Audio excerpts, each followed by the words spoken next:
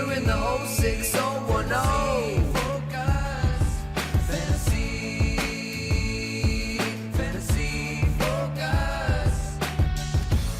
Hello and welcome into Fantasy Focus Football presented by NFL Sunday Ticket on YouTube TV. My name is Daniel Dopp, here with Stephania Bell and Field Yates. Guys, week one is almost in the book. Unlike my eliminator pool, which is officially in the book after I took the Bengals yesterday. Stephania, how you doing in that one? I took the Bills. Yeah, all right. That's what I thought. So you're still alive I was sweating it out a little early on, but we rallied. And that's what you need to do, yeah. That's Yeah. how it is. Field, Is there anybody left in our group? That'd be a no for me. pretty sure that you got the championship already after week one. Yeah. Yes, that would be correct. And I also took the Bengals. And I just wanted to say, me, the guy who thought it was a good idea to have a team in which I drafted three players named Zamir White and Mark Andrews and Drake London that, guys, I am officially announcing my retirement from fantasy football now. Stop it, Field. It's not your fault. It's not your fault, Field. It was a tough week one You know for what? a handful of players. Somebody has to be, everybody out there wants to know that it's not all sunshine and roses. That's just right. Long because you season, do the people. show. Long That's right. season.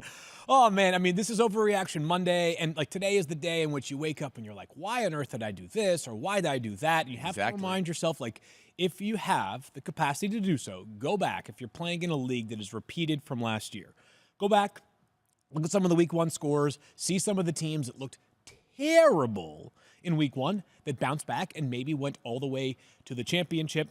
I'm not saying you should ignore your strong starts in other leagues, but if you had a rough start yesterday, just a reminder, it's a long season ahead. We always tell people that, baseball is always the sport that I think of where it's the White Sox started 3-1 this year. Now they're literally the worst team of all time. I don't know that they actually started 3-1, but we see weird stuff in baseball early in the season. Typically, regression towards the mean does happen. But what a great feeling it is to have football back. The Lions are 1-0. The 49ers still undefeated. Could be 1-0 by the end of the day today. Let's go. Let's go. That's right. We're going to do our best that we can to not overreact to everything that happened yesterday. But most of the stuff. Yeah, just as much as we can. Let's get into it, though. We got so much of a show, so much to get to. We're just going to kick things off with our week one recap. Starting back on Friday really quickly, we had that game in Brazil, Sao Paulo, Brazil. On the Eagles side, I just want to say this really quickly. Saquon Barkley is going to be so good in this offense. That's the takeaway from me. He just looked fantastic. Remember the people who were concerned that Jalen Hurts was going to basically cancel out I was Saquon one of Barkley? them. I was worried. Do you feel better now? I do feel. Okay. I mean, I was hoping they'd use Saquon rather than take their, starting quarterback. We'll talk about that in the next game, and just have him dive headfirst in the goal line. But yeah, Saquon absolutely crushed it, and that passing game ability, Stephon. That was the thing that got me. Saquon Barkley's catch, his reception for a touchdown, looked fantastic, and his utilization that way in the red zone, I think, spells, something good for us to hope for as the season progresses. The other thing, a lot of people were talking about the field slipping. Saquon talked about it afterward, going back and changing his shoes, because if he hadn't done that, his stat line would not have looked like it did, because it was rough going at the beginning. But he was good. He looked strong, did not get fatigued. I'm all in on Saquon. Yeah, he was great. I guess the question would be the inverse then. If people, Saquon gets this short yardage usage towards the goal line, he turns it into 3 total touchdowns, including that brilliant long catch. He had 2 catches on the night, did Saquon. I wonder if there was a panic meter, what level people would be at with Jalen Hurts, because if Saquon's going to get more goal line work, that ostensibly means less for Jalen Hurts, who did not look good on Friday night. He had a pair of very confusing interceptions, did Jalen Hurts, including one from his own end zone, when it looked like, how sometimes quarterbacks from about midfield on 3rd and long will just launch one down. They say, hey, what's the worst thing that happens? It's basically an arm punt, right? Yeah. He tried an arm punt from his own end zone. Not a great night from Jalen Hurts, but I'm not panicked yet. This is certainly not a player that after one bad game, I'm going to say that I have changed my stance dramatically on him. A good night, though, for Saquon. A great night for A.J. Brown, who is such a difference maker down the field. And then Devontae Smith, also very busy as well. Yeah, still look great. It's really the other side that the conversation is on, Stephania. Yeah. Obviously, we saw Jordan Love go down. We got some news on the testing. What can you tell us about Jordan Love's injury? So he came away from that with an MCL injury, an MCL sprain, and is lucky because if you look back at the video, it could have been his ankle, could even been his hip or his back, the way he was hit. But with an MCL sprain, projected out 3 to 4 weeks. I'm hearing rumblings that some think it could be sooner, depending on how he progresses. But I would say for fantasy managers, make plans for 3 to 4 weeks. It sounds like Green Bay is not going to make a move. They don't plan to bring anybody else in. So what they have is what they're going with. But I think if you hear that, what the more important takeaway of that is that's how optimistic they are on the potential for Jordan Love soon return. Sean Clifford and Malik Willis field. Yeah, and I got to tell you, my gut is that Sean Clifford gets elevated from the practice squad and that he starts because Malik Willis was added, 10 days ago via trade from the Titans. Malik Willis, a player who, in his own starting experience, albeit brief in the NFL, has looked very much like a guy who needs some time to develop. Jordan Love, I'll be curious upon his return, how much it impacts his rushing. He did not rush a single time on Friday night. He had 0 rushing attempts for 0 yards. So perhaps you can say it's not a huge part of his game, but we did see it impact him down the stretch last year in a positive way. And I think that the question, and I think what we should do is before we ask what it means for the pass catchers going forward, just a quick, you can victory lap the hell out of this one, Daniel Dopp, because you were Mr. Jaden Reed this offseason, and he wasn't the best player on the Packers offense. He was the best player on the field on Friday night. He looked fantastic, everything. I mean, I talked about him kind of looking like a little mini Deebo Samuel to me. You saw that on the end around that he got, heavily utilized in the passing game. Exactly what it is just week 1. So, I understand you don't always want to take week 1 victory laps, but it's nice to get out to a strong start on guys that you had conviction on. So love seeing that from Jaden Reed. Yeah. Hopefully we continue to see this even with the backup quarterbacks under center. 10 opportunities in the game for Jaden Reed. That was the concern, if you had one for Jaden Reed, was that other guys emerged, and Jaden maybe gets 4 to 5 targets a game and 1 to 2 carries. If it's 8 targets a game or closer to that number, which is what he got on Friday night, given his skill set, upon Jordan Love's return, you have to be feeling like a potential steal in this Packers wide receiver. I think that's the key phrase is upon Jordan Love's return, because you have this pattern now and you go, okay, so what did the next 3 weeks look like? Who's going to be the beneficiary? I would say this, if I had to, and still this is not just staying on my Jaden Reed bandwagon, but knowing Christian Watson is the deep guy, if I've got a backup quarterback coming in, I maybe am going to let him have, maybe not take as many deep shots down the field and look for some more of that safety valve, some of that underneath stuff, some of that slot play that we see Jaden Reed. Yeah, I just think that the concern, and again, not to the point that Jaden Reed all of a sudden is fantasy irrelevant. The concern becomes this. They play the Colts this upcoming week, who the Colts were attacking against Houston yesterday with very highly paid offensive tackle duo, an incredibly young quarterback, and maybe the best receiver trio in the entire NFL. They're going to attack. They're going to say basically, assuming it's, whichever one of the 2 starting quarterbacks it is, Sean Clifford or Malik Willis, they're going to say, you want to try to beat us down the field? Go for it. It ain't happening, right? So they're going to try to keep everything in front of them and just say, we can get to Sean Clifford or Malik Willis. So while the opportunities for big plays are down, I also think that the threat of a big play opened up some of the space for the smaller plays. So yes, a bump down for all Packers wide receivers, even Jaden Reed coming off of an incredible week. Agreed. I still think he'll find his way inside our top 30 for week 2. Yeah, it's going to be a flex play for me here in week 2. All right, let's move ahead and talk about Bills and Cardinals. Stephania, I'm going to start with you really quickly on this one. We saw Josh Allen get his hand banged up in this one. How worried do we need to be about that? Well, here's the thing. Josh Allen plays for just about everything, and he came back after he was injured. So at the moment, I'm not overly concerned, but I am curious as to what is the nature of this injury. If you saw, he took this awkward tumble while he was cradling the ball, as Josh Allen often does when he's making a leap down there, trying to get yardage. And he landed, it appeared that his own elbow smacked his hand, and he then had the ball cradled in his forearm. So whatever it was awkward. He came out. You saw him being evaluated on the sideline. You saw him getting his hand taped up, and then he goes back in. It's non-throwing hand, so that's the one advantage. But it's the kind of thing that if he were have to wear any sort of protection on the hand, any kind of soft cast or extra tape, you worry a little bit more about ball security. And that has actually been an issue for Josh Allen. So that's really the thing that I would be looking for. But right now, as far as a threat to miss time, unless we hear something surprising, I don't think so. Yeah. My 2 big takeaways from this field, and I'm curious where you're at, was James Cook basically picked up where he left off, where he doesn't get any of the goal line work. Everything just goes right to Josh Allen. And my guy, Dalton Kincaid, who I was very excited about, didn't get featured because Josh Allen just peppered literally everyone with targets in this offense. By 1,000 paper cuts. We kept saying that, the Bills don't have a number 1 wide receiver. They've just got a bunch of guys who in aggregate could equal a number 1-ish wide receiver. Yeah, but I Will Shakir found the end zone. Yeah, no, but Keon Coleman led them with 5 targets yesterday. 5. So not a big day by any stretch for any of the Bills receivers in terms of volume, but good enough for Josh Allen to have what is currently quarterback 1 for the week, which will be tough, I think, for either quarterback to upend tonight because of the fact that the Jets and 49ers are so good on defense. Just a reminder of why Josh is so inevitable in fantasy football, right? I mean, the guy, he gets strip sacked early on in the game. It's a slow start. It's like almost halftime, and he's got like 4 fantasy points. And then, boom, next thing you know, nearly 32 for the day for Josh Allen. That, to me, was just a classic vintage Josh Allen performance. Part of the reason why, in a deeper league, if you decided to take the sort of make the early run happen at quarterback, Josh Allen was the best choice for it. While there are other quarterbacks that we'll talk about in a moment who are also tremendous this week, the sample size of Josh Allen doing this is so much larger that you feel like, yeah, this is not only repeatable, it's probably borderline expected. So Josh probably going to be at or locked as quarterback 1 every single week during our rankings, absent maybe when he plays a team like the Jets, who, of course, the Bills play twice a season. Yeah, and for the Cardinals, just like we expected, Greg Dortch leads these wide receivers in targets.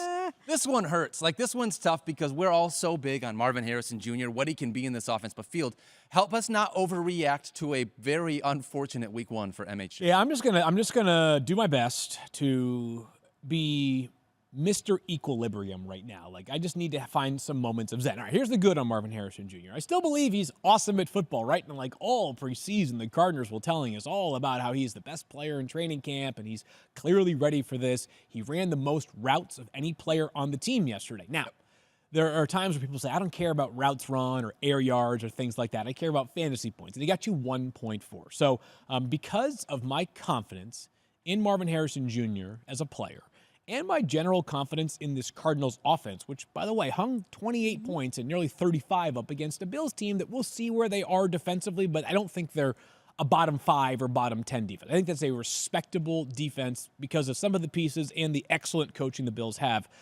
So it was not a terrible day for the Cardinals offense, but confusing to say the least for Marvin Harrison Jr. I am going to trust the process there, and he will still be very highly ranked in my wide receiver rankings for week 2. They play the Rams this upcoming Sunday, so an NFC West test for Arizona. I certainly hope that Marvin Harrison Jr. sees about, 3 times as many targets compared to his 3 that he saw yesterday. Yeah, we're going to have to up that on Mark. Do we need to? Frustrating. I was frustrated, too. I mean, Trey McBride only 5 for 30, but 9 targets. I'm going to take that. And given where the tight end position was in week 1, I will be very okay with him getting 9 targets. You know who looked good to me? Who was just quietly solid, consistent as ever?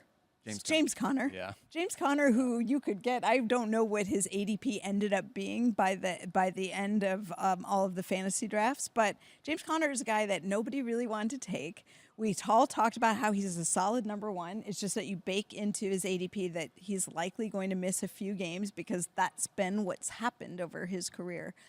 But, oh my goodness, he looked fantastic running the ball, so much so that we really didn't see Trey Benson. You guys know there's a video that goes around on Twitter like pretty frequently of like a grandfather opening up a shirt like every year on his birthday, and it's the exact same shirt. It's like some dull plaid shirt that like no one except for that grandpa likes. That's just James Conner every year, right? It's that's it. James Conner starts out strong with 22 opportunities, nearly 20 fantasy points, and a top 10 running back week. Like, what else is new? Welcome to 2024, just like it was in 2023 and 2022 and 2021. Rinse, repeat for James Conner. All right, couple of sophomore quarterbacks. Texans take on the Colts, guys. Anthony Richardson looks absolutely fantastic from a fantasy perspective. Can we start here, Daniel? So Anthony Richardson had, to me, one of the best throws of the day. No, the best throw of the day yesterday, and probably by far. It's just this ridiculous play in which he stumbles. There's pressure from his right side, breathing down his neck. Yeah, and he kind of stumbles and managed to get back up on his feet and throw a basically 66-yard pass in the air on a dot, on a line to Alec Pierce. It was like God went down and dropped the football into Pierce's hands. When you go back and watch the replay on the game film, the ball disappears from the frame. From the end zone. You can't even see it. It's so high in the air, and then it just magically appears in the arms of Alec Pierce. He also had 56 rushing yards and a rushing touchdown, so he had 3 total touchdowns yesterday. People need to accept two things. We care about fantasy points on this podcast. We don't care about style points all the time. Secondly, just saying that Anthony Richardson's throw yesterday was the best of the day does not mean that he played perfectly. He completed 9 passes. I get that. But if you're looking for reasons to believe why this is a sticky performance, as in like it can be repeated time and again, and obviously you're talking to the presidents of the fan club here of Anthony Richardson. Yeah, exactly. Right? Yeah. Yes, he completed 9 passes. He also averaged 12.5 yards per attempt, nearly 4 times as many as Bo Nix and Caleb Williams yesterday. They're bombs away on offense. They want the ball to go down the field. So he may not attempt 40 passes a game, but if he attempts 25 and his yards per attempt, people, is not going to be 12.5. But if it's 9.5, that's going to mean a monster season for Anthony Richardson because even with Jonathan Taylor, who got his yesterday, he did find the end zone as well, the Colts will not be able to help themselves. We're talking about, this is not exaggerating, one of the most unique athletes we have ever seen in the NFL, regardless of position. That's how effortless he made it look. We're sitting there in the war room yesterday, Stephania, like, I can't get over this throw, and we're like 12 minutes into the game action. I heard some stat, and I would like to be able to credit it, but I heard a lot of things yesterday, so I can't pull it off the top of my head. But I heard that it was like the 3rd longest completion in NFL history, and the other 2 were Hail Marys. I believe it's, the 3rd most air yards on a yards pass, on a which pass. they've been tracking for, I think, like close to 20 years. There you go.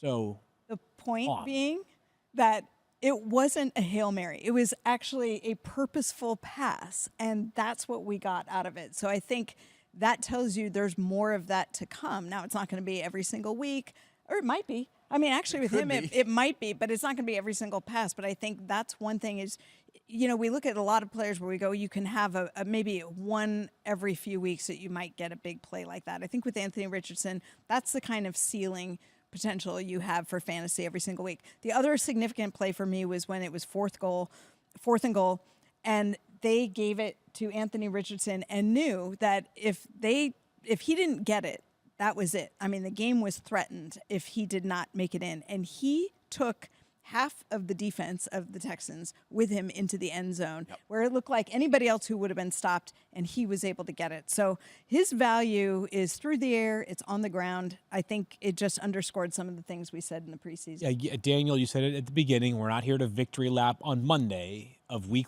2, but the day after week 1. No, but like I think our job from the first week is to identify things that we think are real and transferable from one week to the next. And I don't think the teams are going to be able to just say, well, let Anthony Richardson pick us apart as a passer down the field, because I get it. He went 9 for 19. That's 47%. But he also threw for over 200 yards and had 2 touchdowns. So if you just let him beat him with his arm, like, he might carve you up for 400 passing yards in a game. So he's a very unique player, far from perfect. There's a lot of work to be done, but it's a great scheme with a great coach calling the plays and a very fun offense for fantasy purposes. I don't know how many quarterbacks could have made that throw with a clean pocket, not having pressure bearing down on him. Who else is making it? Josh Allen, probably. Maybe. Patrick Mahomes. That's Maybe. it. Yeah. I just want to make one comment about the receivers there, too, which we were looking at with Josh Downs out, who is going to be the number 2. I was hyped on Adonai Mitchell. While we're taking the victory lap on Anthony Richardson, I also point out that Adonai Mitchell did not show up in your stat line, but he did have a couple passes thrown his way. Unfortunately, whether it was timing, there was a couple issues. He had a drop that may not have been totally on him. But I still like him as somebody that you can stash. I wouldn't choose to use him right now because Alec Pierce certainly made a case for the number 2. We don't know if Josh Downs is coming back this week yet, but Alec Pierce looks strong. I thought better than he has. He sort of fell out of favor, and I thought yesterday he looked strong. 80 also would have been a touchdown if Richardson put it on a line. Okay, but you take the good and the bad with Anthony Richardson, but hey, the result for right now, second best quarterback in all of fantasy in week 1. Again, and I don't think that Aaron Rodgers or Brock Purdy is overtaking him for that. So nice start for him. And for the Texans offense, Daniel, maybe the answer is that everybody's going to eat. Right? I mean, we had this debate, of course, during the preseason about which Texans receiver do you prefer on this podcast. And I was alone on Stephon Diggs Island. You guys were all on Nico Collins Island. And it felt like, we kept saying this, like, Diggs probably going to have a better target share. Nico Collins probably has a better chance for a lot of big plays. And what happened in week 1? Exactly that. Stephon Diggs had 6 catches for 33 yards. 30, that's it. You know what? Two touchdowns. 2 touchdowns. That's right. We know who he's looking for in the red zone. And Nico Collins has 8 targets, so that's that's ahead of Stephon Diggs, 8 to 6. And yet Nico Collins turns into 6 for 117. So everybody won yesterday. Perhaps, I guess the only, I'm not even call them losers, but like if you felt like Tank Dell was the number 2 in this offense. Still had 7 targets. He had 7 targets, yes. But for 1 week, from a results standpoint, Correct. he manages just 7 fantasy points, nearly 11 fewer than Collins, and then also in Stephon Diggs' case, what's that? Nearly, if I can do my math right, nearly 15 points fewer than Diggs. So if there's an offense where you just love the possibility of starting either of the top 2 wide receivers, this is it. Raise your hand if you had Joe Mixon getting 30 carries in week 1. Anyone? Tell you what, Efficient as well. Monster day. Wow. Number 1 scoring running back of the week so far is Joe Mixon. 27 right. fantasy points. Looked good. He was always an inefficient player with the Bengals, and it's not one game to prove that he's become an efficient player. The Texans held up really well in run blocking and really poorly in pass blocking yesterday. So interesting because they made a point of saying that they wanted to be able to run the ball this year. That was a focal point for them as part of the reason that they spent the money to bring Joe Mixon in. I was just skeptical about whether that would be the right fit and whether he'd be able to do that. I don't know that I saw in Cincinnati consistently anything like what I saw yesterday. Yeah. I thought, and he ran strong, so the idea that he might be washed up, that was not the case. And they certainly were going to him. He had 30 carries for that 159 yards and a touchdown. Dameon Pierce, 3 carries for 16. There is no one else, right? Yeah. Not Well, close. let's do earmuffs for Bengals fans coming out of that, Stephania, because let's talk about Patriots and Bengals without Joe Mixon. This offense We have to. just looked rough. Hey, shout out to the Patriots. They played They played gritty. defense. Yeah, they did. They were the most popular pick to be to lose in week 1, and they came out and they won 16-10. For Cincinnati, like Chase was fine. 6 catches, 62 yards. Not great, but not terrible, right? There were other star receivers that flopped worse than Jamar Chase did. My only takeaway on Jamar Chase is that A, I expect it to get better over time. B, I'm no Mike Clay, but we'll see if this is something that he writes about every week going forward. He got the Christian Gonzalez treatment yesterday, and he ran 20 of his 28 routes, did Jamar Chase, against Christian Gonzalez. He had 3 catches for 14 yards on those 20 routes. On the other 8 routes that he ran, he had 3 catches for 48 yards. Wow. So, more than, like 70% of his damage was basically done in the 8 routes that he was not playing opposite of Christian Gonzalez. Mike will talk more about that. Coming into the week, though, is he going to get some of that shadow based on, is Gonzalez going to be able to take that step? Yeah, maybe something to keep in mind for future wide receiver ones that are playing against the Patriots. But the backfield, I think, was the thing we were all curious about, right? Like, how does it shake out? And it feels like yesterday we got a little bit of a lean, but it may not have mattered, at least for week 1. Well, so much hype on Chase Brown, I think, and rightfully so. People were excited about him, but it was Zach Moss really led the day for them. 9 carries for 44 yards and a touchdown and a couple of catches. Chase Brown, 3 carries for 11 yards. So Zach Moss doing more with his work. I think if you had questions about whether Zach Moss was the number 1 running back in Cincinnati, that was answered. Right. Yeah, it's interesting, too, is that you think this would actually be a decent game for the change of pace back and Chase Brown to get work, right? Because they're playing from behind for a lot of it, surprisingly. And while he did have 3 targets to Zach Moss's... Well, actually, Zach had 4. Yeah. He had 3 catches to Zach Moss's 2. It wasn't like, hey, the Bengals played pick-it-up offense. Let's put Chase Brown back there. So this is one where I still believe that Zach Moss has a skill set that is replaceable enough that, like, the tides could turn on this one at some point during the season. It could happen as soon as next week when they play the Chiefs, and it wouldn't stun me. But the answer after week 1 was not that you clearly needed to prioritize one over the other, because I'm not sure as of right now we see a massively fantasy-relevant role based off how they performed yesterday, the skill set of these 2 players, and the fact that the offensive line couldn't get anything going against that Patriots run defense. Yeah, to me, I just think the whole offense looked lethargic. Yep. I didn't think Joe Burrow looked good. He had 3 sacks. Vibes He were talked terrible about yesterday. wanting to get the hits that he never was able to get in the preseason. This is something guys coming off injury really want to have happen. He was coming off the wrist surgery. I like the fact that, he fell down, he got his arm trapped underneath him a couple of times, and he got back up, and there was no issues. I've always said that this is sort of a long-haul concern for me, the volume of work over time, but I thought he was fine there. I just thought the whole offense looked out of sync, and obviously T. Higgins, a late decision for him not to go. Andre Yoshivas is somebody you might have started in a flex. He did have the same number of targets as Jamar Chase, but only 3 receptions. So it's hard for me to judge a lot about their entire offense because I just think everything looked out of sync. I said by this. the way, yeah. You go. They do this every year. This is what they do. Start slow. Yeah, they start slow. So our producer, so what's Tyler, the amongst... excuse this year? I don't know. Like, They they have one every year. It's so strange. I can't.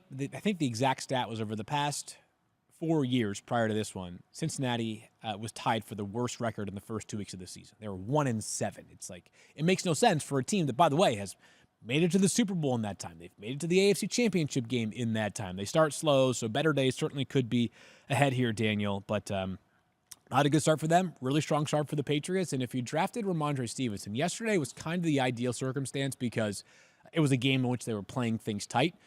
Maybe we should have given the Patriots more credit than we did coming into the season. That probably is fair after yesterday's fairly convincing win on the road. If you think that, so I think Ramondre is going to play a massive number of snaps. That much is for sure. I also think that as Antonio Gibson gets healthier, he got banged up, I believe, last week or somewhat recently. And if the Patriots are playing in games in which they aren't either tied or playing with the lead, we'll see a bit more of Gibson, but a heck of a start for Ramondre Stevenson yesterday, who had 28 total touches. I think second to Joe Mixon for the most in the entire NFL yesterday. Yeah, I was not kidding when I said congratulations to Stephania for winning the Fantasy Focus Eliminator Challenge in Week 1 because I think all of the rest of us in this small group took the Bengals. So congratulations on your crown, Queen Stephania, for what it's worth. Why did I do that? We'll start over. Didn't feel great. I didn't know I could take you all down in 1 week. I'll just say this, and I said this a bunch yesterday, and I think there's a bunch of teams, unfortunately, as we get into this, that we're going to kind of fit this bill. The Bengals looked like a team that didn't play all preseason. Looked like a team that felt like they just didn't. When you don't play any preseason games, when you don't get any live action, like live fire in the preseason, and then you show up to Week 1, it's just like, wow, you got some cobwebs you got to work out. The Bengals offense, unfortunately, just looked like that. Those are the vibes I got. Yeah. Let's talk Jacksonville Jaguars and the Miami Dolphins. What a day. Like this one started out field on Fantasy Football Now. We had to actually do a total change for where we were at because before the game, Tyreek Hill pulled over, detained, and then ended up being released after being given a speeding ticket. And then he goes off. Yeah, he goes off, 26 fantasy points. What else is new? Tyreek Hill, the best deep threat in the entire NFL, had an 80-yard touchdown pass. I thought, though, by far the most interesting part of Dolphins' offense yesterday was the utilization of Devon Achane. As Stephania told us, I don't know, maybe 3 days ago on Friday's show, you're going to see more from him as a receiver. Yep. 7 catches for 75 yards for Devon Achane yesterday. If I had told you Achane was going to have 1.25 rushing yards per attempt yesterday, you'd say that would be not startable. Instead, he ended up having over 23 fantasy points because they truly have prioritized him in the passing game. The number 3 wide receiver in Miami might just be a guy who plays running back instead. So interesting. He tied Tyreek Hill in terms of receptions. They both had 7. Now Tyreek Hill, ran a little bit further afterward, but I thought that was the most interesting aspect of it. Curious, Raheem Mostert, 6 for 9, not a good day for him. A couple of receptions, but I wonder if he got a little bit hurt. He went down and didn't quite look like himself, and then it was more of the Devon Achane show. So, and he even got up looking a little gimpy at one point. So stay tuned to the practice reports and see if there's anything to take note of there. But that was what stuck out to me. Devon Achane, the leading rusher, but also with the 76 yards receiving. Yeah, I got to look at this in True Media. I got to see if this makes sense. But Devon Achane, 7 for 76, like you said, but he had 101 yards after the catch. Yeah, so yes, it's true. Those things can happen because, passes thrown behind the line of scrimmage help those causes. So he's so electric with the football in his hands. The Dolphins understandably finding ways to get the football in his hands. But yes, absolutely monitoring that injury. As we know, there's one thing that has befallen him in the first 18 games of his career. It is his health because he is a pint-sized running back. So we'll monitor that one on Wednesday, probably sooner than that because there will be plenty of interest. Anything from the Jags stuck out to you? Yeah, I'll tell you what stuck out to me. Tank Bigsby stuck out to me. Obviously, Travis Etienne having that fumble at the goal line just didn't help things. I wonder if that's the reason why we saw it. So much Tank. He ended up with 12 carries, which is the same number as Etienne, but Etienne did have a decided snap percentage edge. It was 68% for Etienne versus 34% for Bigsby.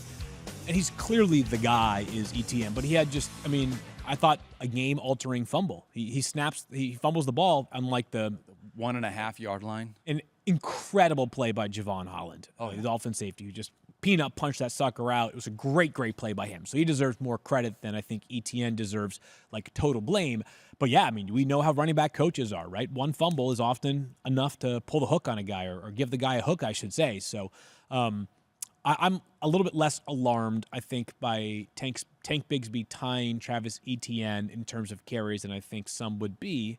I am alarmed by the pass catchers, though, Field. 1 catch for Christian Kirk, 1 catch for Evan Ingram. For 30. I know, unbelievable. The standout was Brian Thomas. Yeah, Brian Thomas. Shout out Damian Woody, who Yeah. called that on Fantasy Football Now. But I thought Brian Thomas looked good, and I thought, boy, we haven't really been paying enough attention to him in the preseason, perhaps. Yeah, he looked fantastic. The only wide receiver, hopefully, you started here, which is, honestly, he was quite a bit farther down our rankings because Evan Ingram and Christian Kirk are such great safety blankets for Trevor Lawrence. So in this one, this feels like long way to go. Yeah, week 1, chalk it up to it was just a down performance. I'm not nervous about either one of them. However, I do want to see more from them moving forward. Yep. All right. Steelers and Falcons speak about seeing more from a player or a team. Stephania. Okay. Would you want good or bad here? Yeah. So let's start with the good. Bijan Robinson. Unlocked. Looks great. Yep. Love being able to see that. The utilization in the passing game.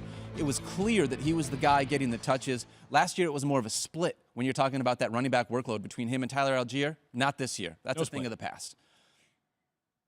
But then we got to look at Drake London. And Kyle Pitts got in the end zone. I want to say that too. Kyle Pitts got in the end zone, didn't get a 20 yards. But 3 catches for 26 yards, but he did score a touchdown, so that's fine.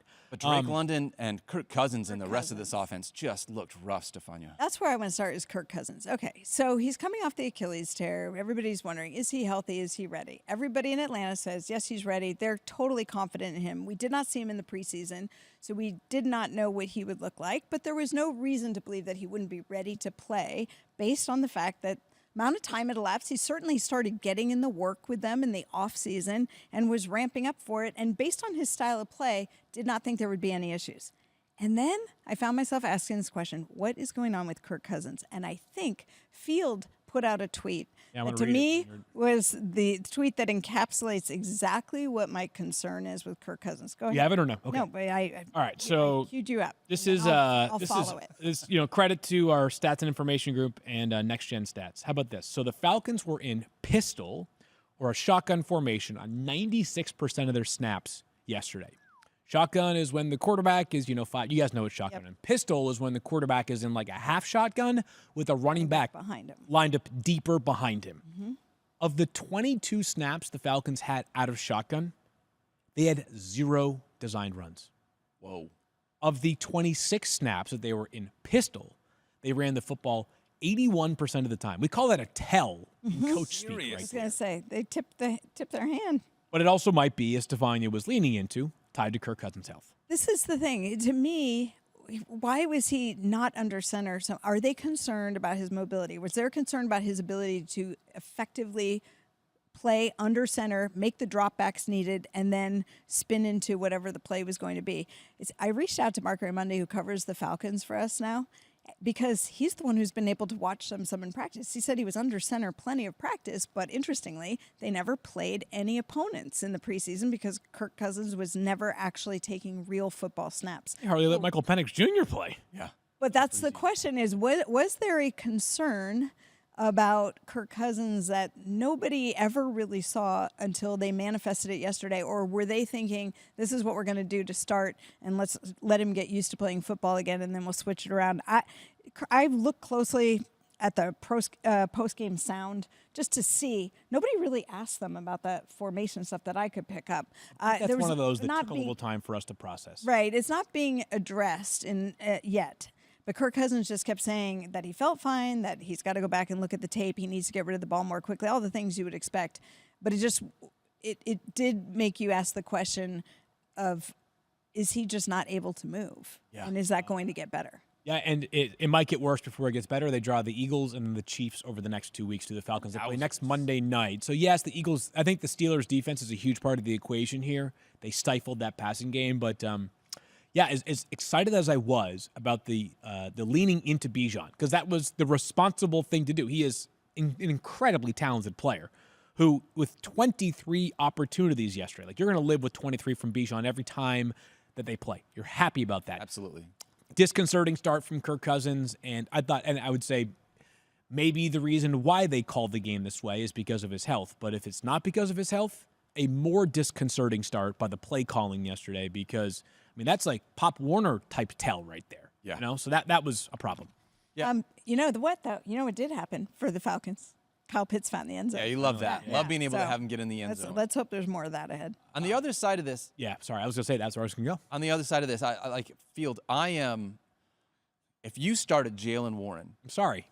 it's just like, boy, this is the Najee Harris show. And coming out of what Arthur Smith did in Atlanta, you thought there was going to be more of a split here, but no, it was absolutely all Najee all the time. Big time Najee. So I don't know if this is as simple as the coordinator change. I don't know if it's the I game think script. it's the hamstring potentially. Najee? No, for Jalen Jalen Warren. Warren. Jalen- Because Yeah. I have to wonder if him coming off the hamstring injury, because there was a question right up until this week of whether he'd be able to play, if that had anything that factored into it. But if it's, I think the hamstring is one of the potential explanations. It also, just knowing the coach involved, wouldn't surprise me if there's a preference there too, right? Tyler Algier was a Arthur Smith favorite, and what is he? He is a big, powerful runner. What is Najee Harris? A big, powerful runner. Both of those guys don't get you a whole lot of chunk plays, and Arthur Smith doesn't really care. Jalen Warren certainly does, but he did not get much action yesterday. So Najee, despite 21 opportunities, 21, had 8.9 fantasy points. Yeah, that's the tough thing. If you don't get in the end zone or have a lot of pass catching work, it kind of, you can even, in spite of all that opportunity, doesn't always totally pay off for fantasy managers. Justin Fields under center field kind of looked just like what I expected from Justin Fields. We're right back around the top 12 of quarterbacks for week 2 rankings. If he plays, of course, we don't know. That's a long way away. Yeah, 156 passing yards, but 14 carries. I think he had the 57 second rushing yards. most rushes of all quarterbacks this week, only trailing Lamar Jackson. Yeah. At 16. Oh, didn't feel great. Didn't feel great for all my Drake London shares. All right, let's talk about Chicago Bears and the Tennessee Titans. The Bears won, it felt like in spite of Caleb Williams. That defense completely. came out and crushed it, but it was not the showing you were hoping for week 1 for the Chicago Bears offense. Not at all. Terrible. I mean, they ended up winning this game because of the defense and the special teams. They had a blocked punt return for a touchdown. They had a pick 6. They just were smothering on defense, completely dismantled that Titans offense for much of the game. But this is a total mulligan, and I am taking this one on the chin. This is as bad of a call as I made all of week 1, was having confidence in Caleb Williams being a top 10 quarterback option. Caleb has plenty of physical tools. I am extremely confident that Caleb Williams will learn from this game and be a much, much better player in short order. But yes, this was a tough go of it yesterday. I think if you're the Bears, you're saying, get a lot of this crap out now in a game that you still won, and hope that Caleb, who has dealt with adversity in his football career prior to this, bounces back like he has been prone to do. So not a lot that I'm going to take away from the entirety of the Bears' offense. I liked seeing DJ Moore and Keenan Allen both have 9 Except for targets. that, yes. It was going to say that those guys clearly 1 and 2. Still a big believer in Roma Dunze, but he is very clearly running 3. This is not like Houston where all of them are eating. It was 1, 2 with a clear number 3 in Chicago. Yeah, and I'll be interested to see if it stays that way. But certainly I felt like Keenan Allen was what Courtney Cronin said he would be, and a safety valve for Caleb Williams. 38% target share. Yeah, and I think that feels to me like it's high, and maybe that will shift around a little bit, but still makes him incredibly valuable from a volume perspective. I'm a little nervous about DeAndre Swift again, and maybe this is just week 1, right? So this is total overreaction. But Caleb Williams threw the ball 29 times, only 1 target for DeAndre Swift. It feels more like we're seeing a little bit of what we saw from the Philadelphia Eagles' DeAndre Swift than the Detroit Lions' DeAndre Swift, where he was such a good pass catcher out of the backfield. We'll see if this offense gets a little bit better and that changes moving forward. But for the Titans, we were wondering, which one of these 2 running backs are you looking for? Tony Pollard clearly took the show in this one. Yeah, I mean, I tell you what, there are times this offseason where I kept telling myself, this just is going to be a 50-50 because Tony Pollard was what he was last year. And yet there are other times where I say to myself, yeah, but one of these guys got 3 years and $24 million to sign. And I ultimately, perhaps foolishly, landed on it's going to be a 50-50. It wasn't close. No. It wasn't close at all yesterday. Nope. But to I'm be surprised by fair, that. to be fair to you and everyone else, I don't think that we knew. We didn't know. You didn't know until you saw it. But I will say this, Tony Pollard was kind enough to appear in my piece on the evolution or devaluation, I should say, of the running back position. Yeah. And one of the things he talked about in choosing to go back to Tennessee was he felt like he was getting a reset on his career. And he felt like that last year he was in Dallas. It coincided with him coming off the ankle injury, and he said it took until the back half of the season for him to feel comfortable running again, and he thought that they were going to scheme things up to be able to showcase the things he could do well, and was very excited about what his workload would be in Tennessee, and I guess he was right. And he looked good, too. On top of the look opportunities good. he got, he did look good. So shout out to Tony Pollard. I still need more than one game to definitively believe that Tony Agreed. Pollard is going to be the guy, but a really strong start for him. All right, let's talk. And that's going to be it. I mean, that game, unfortunately, yeah. was not super fun to watch from that perspective. Commanders and Buccaneers. This one feels good. This one feels good. I love being able to see Jaden Daniels be able to do something. Yeah, because you like it, and this is the same process. Like, I think the process is really solid here with both Jaden Daniels and Anthony Richardson, right? Is the idea that it doesn't have to be perfect, but because of the freakish tools as a runner, Yep. these guys have incredible upside. I spoke earlier and said that Richardson was QB2 on the week. He's actually QB4, but they're all kind of clustered right around that same mark in terms of total number of fantasy points. Jaden Daniels had 0 passing touchdowns yesterday. He had under 185 passing yards yesterday. Yep. Yet, he had 16 carries for 88 yards and 2 touchdowns. He got 3 carries inside the 5, Daniel, you told me? Yes, 3 carries inside the 5. Which was the... Tied for the lead. the Tied NFL. for most in the NFL. So, yes, 2 of them happened back-to-back, but still, he's going to get opportunities near the goal line. It was not pretty. They were terrible defensively. And all those things are great for fantasy. I was going to say that. That's what matters for fantasy. Exactly what you want is you want a team that's constantly playing from behind, Yep. a quarterback who's constantly running, and a quarterback who is built like Gumby, and they're going to allow him to run the football near the goal line, even though Jaden Daniels might weigh 195 pounds himself. Yeah. This one was, I was nervous about what this could mean because of the fact I had mentioned this beforehand. Maybe it's going to steal some stuff from Brian Robinson. Brian Robinson still had himself a day, though. 12 carries for 40 yards and a touchdown. Also had 3 catches for 49 yards. So you love to be able to see that. The guy that I felt like suffered the most in this Commanders offense was Terry McLaurin.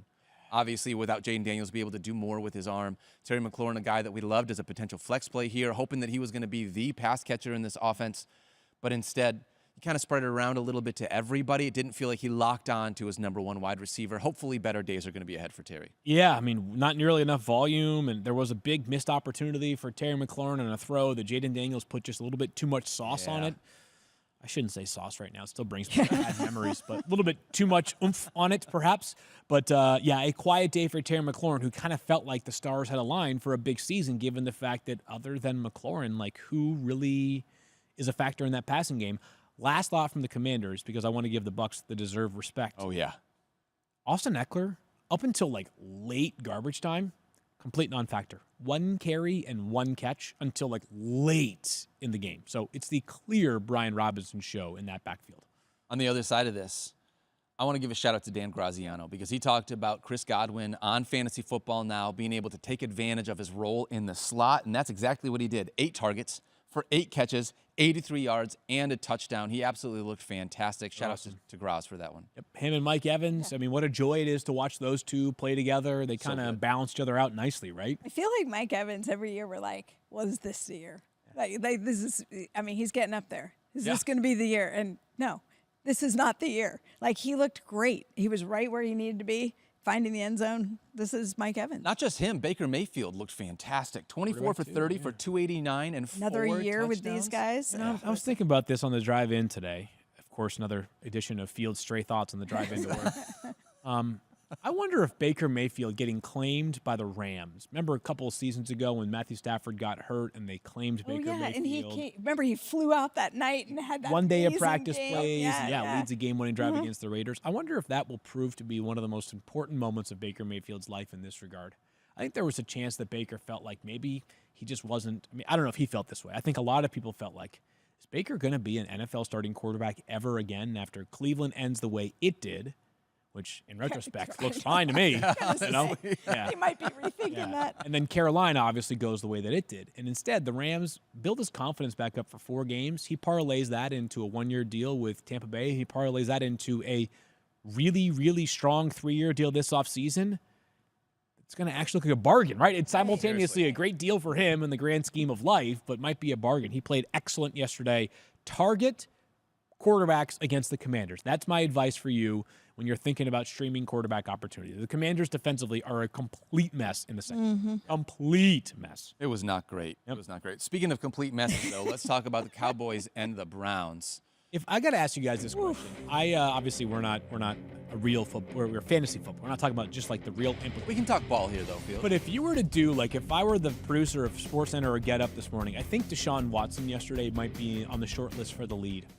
Guys, It was painful to watch. Yeah. I mean, what do you do here? This guy is making $46 million per year, fully guaranteed. The Browns have completely gone all in. Not to bother you, our listeners with cap minutia, but to get out of this Deshaun Watson contract at any point prior to its expiration is going to hurt the Cleveland Browns in a way that I can't even describe against the cap. It's the worst contract in the NFL by tenfold right now. And he looked completely out of sync yesterday. It looked awful. I mean, is there any reason for optimism right now surrounding his specific prospects? They have good players on that team, but doesn't it feel like it's like this roster that's so ready to take off, and then all of a sudden you have this weight that is just anchoring you to the ground, and the ground yesterday was a complete embarrassment against the Cowboys team that I thought was good, but not perfect because the Browns defense, once again, did its job for the most part. It was. I don't even. There's no response because there's nothing Cleveland can do. I mean, they could do that. So you just basically use your. I'll tell you one thing. I was with the Browns for a day during training camp, and while Deshaun Watson was, taking the majority of the snaps with the ones, what have you, when Jameis Winston came out, as you would expect, the electricity. I mean, even everything he did, the vibe. It changed there. Yeah. You felt it. Jameis Winston brings something different. And if they have another outing like this, and you can feel the team starting to fizzle off or the frustration building. Or it's a win. I think it's a win. I think it's a win. Here's what's hard. The one thing I'll say. When Deshaun Watson started last year, there was a window. He had one game where it was the first game that he actually looked like he might have some of the Houston Texans version of Deshaun Watson in him. I can't remember what week it was. It was pretty early. Ravens. It was like week 3 or 4, somewhere whatever it was. It was relatively early because he had a series of bad games. Then he had this one game, and you're like, maybe that's it. Maybe it's unlocked and it's going to change his confidence. Then he hurt his shoulder, and he was never. It was such a blip on the radar. Nobody remembers it. And so he thought, well, okay, he had the injury and he's gone surgery. When he comes back, at least he knows I have done this before with these guys. He's healthy. He gets the whole offseason. And then to start like that, it feels like a point of no return. Yeah, and I like you had said, Field, this is a fantasy football show, not a football show, but it means bad things for everybody else. Yeah. Exactly. Everyone else in this offense is impacted by him, and there is absolutely no way when this contract is fully guaranteed. It's not like you can get out with a little bit less dead money sooner or later. Daniel Jones, where the end is near, right? End of this season, bye-bye. They're moving on. They're going to draft a quarterback early, if I had to guess, right? It's tough for the Browns. I thought, and on the Cowboys, I'm not going to put too much stock into what happened yesterday offensively because that was a game where they, A, didn't need to do much, and B, faced a great defense. I thought the two most important things maybe from this game fantasy-wise, Stephania, were 2 injuries. Yeah. Well, the one... Both the tight ends. Yeah, David Njoku leaves. We see him go to the locker room. He comes out after the game in a walking boot, reportedly a high ankle sprain. More testing taking place today, Monday, so... We'll see. As if the Browns needed one less option to go to in this offense. I know. It's terrible. And then on the other side of the ball, or the other team, is Jake Ferguson with a knee issue. If you saw it, did you guys see it? Yeah. It was the weirdest landing that he had. So this is where, when you're looking at injuries, sometimes things look horrible. Look at Jordan Love. Mm-hmm. That was a terrible-looking thing. Ends up being relatively mild. Jake Ferguson probably didn't look too bad to the average eye. But when you see somebody land almost stiff-legged in an awkward position and their knee bobble, like, that's not good. Now, Todd Archer, who covers the team for us, reported that they're thinking there's no ACL injury. There will be more testing for Jake Ferguson as well. He's having an MRI today on Monday, but some concern about him going forward as well. Don't love that, because those were two starting tight ends for us in fantasy, two guys that we were looking at inside the top 10 in a week, honestly, where tight ends just felt like they struggled across the board as it was. There were Isaiah Likely, thank you, because beyond that, like every other performance. At one point I checked in the late afternoon games, and there were 5 double-digit scoring tight ends. Wow. And I think there are 5 still. I mean, 5. it's been a rough go of it for tight ends George so Kittle. far. Yeah. We'll dive into Raise that the deeper bar. throughout the week. There you go. All right, we got one more game here we're going to talk about, and then we'll Least, cover hopefully right? everything else a little bit later. But let's see what we talk get. Rams and Lions. This My is heart great. rate is still elevated after that overtime game. I could not believe that the Rams were able to do the things they did. That was a classic Matthew Stafford performance. Totally. F4. Under duress all night. Seriously. Yeah. That offensive line was just beaten up over and over and over again, starting their third and fourth offensive linemen. And still, unfortunately for me, the big takeaway, Cooper Kupp looked fantastic. But he Fantastic. got peppered with targets because Puka Nacua went out early in this one. Right, and for those, he had the knee issue before the season began. He had a bursa sac injury. I've talked about that before, and Who's the other player that just came back from a bursa sac injury? I I'll have to don't go know. back and look at it. There's probably many that we don't even know about because it often doesn't make the radar. But for Puka, we were not worried. I was not particularly worried going in. If you look at where he fell, he had 2 instances where he hit the turf hard directly on the knee. And if you're going forward, like just banging the knee against the turf in just the right position could be enough to trigger. He did come back in and play after he left the game. He came in for a play but limped off the field. This is one of those things where it starts to swell and gets more stiff, and then you can't run. They carted him to the locker room. Stay tuned. It was the same knee. We will see. Yeah, It sucks. And he was busy too early before he got hurt. It was the Cooper Kupp show, but man alive was it the Cooper Kupp show after that. he crushed it. 14 catches. It was This is vintage, ridiculous. too, because he 21 targets. had a couple of, if you watch the catches, like he slipped tackle. He looked like looked great. the Cooper Kupp pre the hamstring issue. Yes, it was a good night for non-PPR formats. Also, he had 110 yards and a touchdown.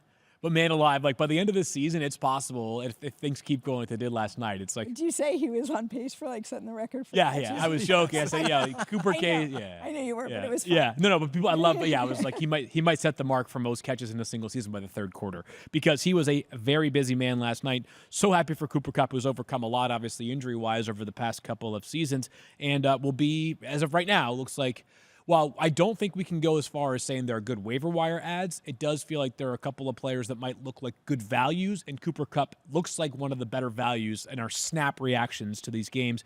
But there's a huge story here, Daniel, that I'm proud of you for showing some resistance and diving right into it. The Jamo Williams show. That's right. Jameson Williams last night, 5 catches for 143 total yards and a touchdown. No team spent more time this offseason telling us that a player was ready to break out than the Lions did with Jameson Williams. And last night, he looked like a totally reformed player. Yeah, he absolutely did. A big part of that, it helped that they didn't really get Amon-Ra St. Brown or Sam Laporta catches for super 13 involved. yards. Yeah, I know. It was shocking. But when Jameson Williams was out there, you saw the reason why the Lions are so high on this kid. The speed that he has to be able to break the defense, the ability to get over the top, and utilize him a little bit in the running game if they need to. Wide receiver 40 wasn't quite high enough. I should have had him higher. Although I don't expect this to be a thing that we see going forward week in and week out, right? You're going to see more Amon-Ra. You're going to see more Sam Laporta. But if they're going to give him 6, 7, 8 targets a game, with that kind of ability field, like he's going to slowly start creeping up into, like, I've got to consider him as a flex consideration, Man, is he moving fun to forward. play? I mean, we're talking about that already for Xavier Worthy, who got Absolutely. less work than Jameson Williams. And while Worthy is a little bit faster than Jameson Williams, it's not like he's appreciably faster than Jameson Williams, who didn't run a 40 during the pre-draft process. But I'm here to tell you, Need to. it probably was, well, he was coming off the ACL, right? So I bet if you were to time Jameson Williams, I think he's the kind of guy that could break 4.3. So he is, very, very fast. I'd be curious, just, obviously as somebody who watches this team as close as anybody, was there anything that you think led to quiet nights for Amon-Ra and Sam Laporta? Because there's never been a time where it felt like Amon-Ra was this untargeted in a game. I felt like the Lions looked like a team, and I said it earlier in the show, that didn't play all preseason. It was like they came in and they just had some rust. They didn't look clean. The pocket, in spite of how good that offensive line is supposed to be, didn't give Jared Goff a lot of time. To be honest, I thought it was just as much time as Matthew Stafford got, and that offensive line was decimated.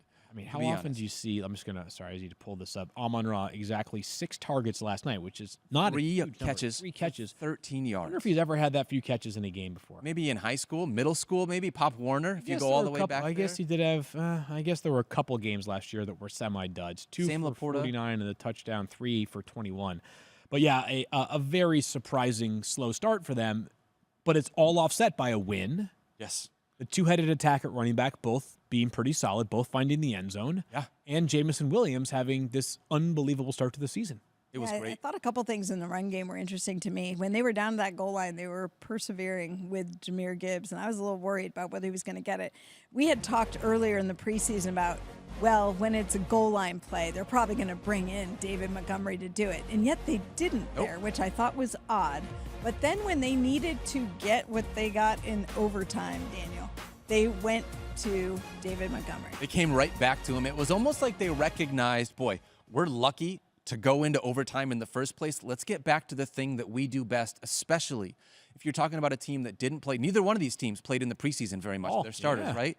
So everyone is tired. What's the thing you want to do when you've got a tired defense? You just want to keep running it up the middle as much as you can. That game flew, by the way, in the first half because they were both running the football so much and so effectively. Quick takeaways from that game that we haven't mentioned yet. All right, quick takeaway. Mike Clay nailed it. Mike Clay, when we did our preseason segment where we guessed a headline from week 1, Mike Clay's was that Blake Corum is going to be dropped because he's going to play so little in week 1. He played 6 snaps. So the demise of Kyren Williams' role dramatically oversold. Ronnie Rivers was the second man. That was crazy, too. Yeah. Here's my concern. Go back to last year when Sean McVay was loving Kyren Williams, and we had that game, which was fairly early on, where he played 99% of the snaps. And then Kyren Williams got hurt. I mean, there is something, this is not a knock on the player. This is just a mere fact of the injury exposure that happens. And yes, everyone who's on the field is exposed to injury at any play, but the running backs are more vulnerable. And we've seen that the pattern is such their injury rate is higher the more that they appear on the field. Yeah. So just the only thing I'm saying about Blake Corum is I have Blake Corum in a bunch of leagues. I'm not the one dropping him. Right. That was Mike's point. Is There that you go. let the other people do it, right? Don't be silly. He's going to play a dropped. small role and Yeah. get dropped. Yes. Yeah. So there's still a lot of value potentially if he is pressed into action because of need. And I'm not reading into how bad the efficiency was for Kyren Williams because I can't state it enough how banged up this Rams offensive line was. He had nowhere to run, and it was basically just Matthew Stafford throwing, it felt like, for positive yards all game long. It was just really tough there. All right. We got a handful of games we didn't get to. Hopefully we can dump out the bucket tomorrow. We can do one really quickly. Well, we've got a Monday night preview we've got to get Okay, to. let's do that. You want to do that instead? All right. Jets and 49ers. Stephania, I want to ask you, anything we need to worry about as far as injuries coming into this game for the 49ers? Are we clear across the board? Christian McCaffrey listed as questionable, but let's be clear, he's going to play. He's going to play. All right. Yeah, I mean, at this point, I don't think there are really any decisions that you are making in this game as it pertains to your lineup. I think that everybody that you normally start from these two teams, you are likely to start. You've already cast your die on Brock Purdy. You either started somebody in place of him or you are riding it against this excellent Jets defense. But Christian McCaffrey, you're playing.